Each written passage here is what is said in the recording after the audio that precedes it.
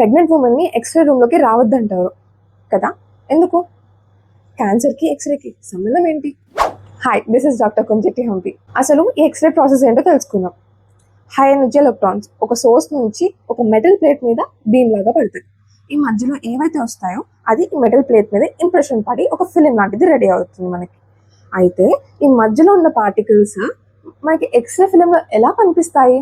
మన బాడీలో సెల్స్కి energy observe చేసుకునే గుణం ఉంటుంది, కాకపోతే కొన్ని సెల్స్ ఎక్కువగా కొన్ని సెల్స్ తక్కువగా అబ్జర్వ్ చేసుకుంటాయి. ఫర్ ఎగ్జాంపుల్, బోన్ అనేది హై డెన్సిటీ మాలిక్యూల్ ఉన్న ఎక్స్రే మాలిక్యూల్స్ అన్నిటిని అబ్జర్వ్ చేసేసుకుని ఎక్స్రే ఫిలిం మీద వైట్గా కనిపిస్తుంది.